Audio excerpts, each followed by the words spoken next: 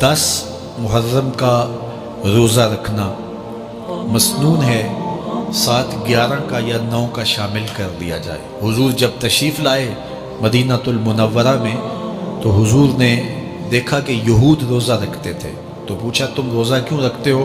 तो उन्होंने कहा कि हज़रत मूसा अलैहिस्सलाम को कब्तियों से इस दिन निजात मिली थी। तो फरमाया हज़रत मूसा अलैहिस्सलाम का हक़ हमारे ऊपर ज़्यादा है।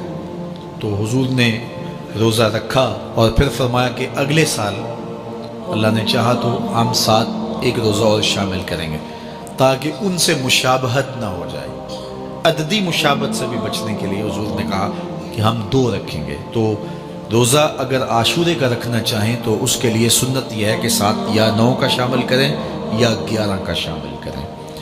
तो जो अफजल तरीन रोज़े हैं उनमें से आशूरे के रोज़ों का भी शुमार होता है। तो अगर मुमकिन हो तो जिनको अल्लाह ने सेहत अता की है, तो आजकल इतनी शिद्दत की गर्मी भी बाकी नहीं रही, तो वो ये रोज़े रखें, ज़िक्र व फ़िक्र के अंदर इन अय्याम को गुजारें, अपने वालिदैन की कब्रों पर, अइज़ व अक़रबा की कब्रों पर हर जुमे को जाना चाहिए। उसके अलावा भी जब मौका मिले, ये रिवाज जो पैदा हो गया है कि 9 मुहर्रम को या 10 मुहर्रम को मिट्टी डालने के लिए वहाँ कब्रिस्तान में जाया जाता है, ये 8, 10, 15 साल से शुरू हुआ है, जबकि इसकी कोई असल नहीं है।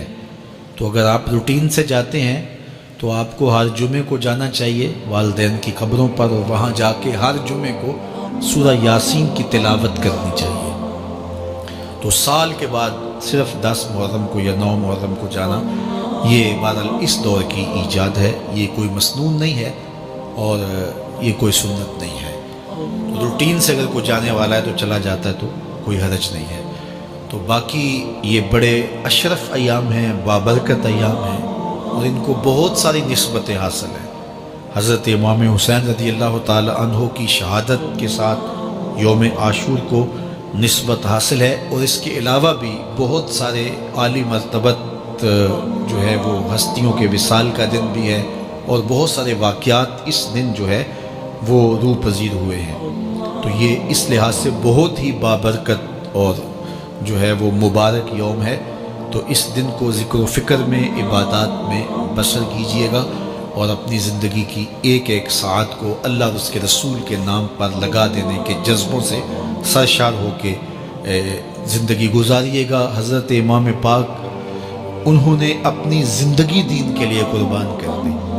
तो ये 10 मुहर्रम हमें सबक देता है और हम उस दिन अहद करते हैं, अगर उन्होंने अपने बच्चे भी कुर्बान कर दिए और अपनी औलादें भी भूख और प्यास में कुर्बान कर दी, तो हम भी ये अज़म करें इस दिन के हम अपनी सारी ज़िंदगी हुजूर के नाम लगाएंगे, हुजूर के दीन के नाम।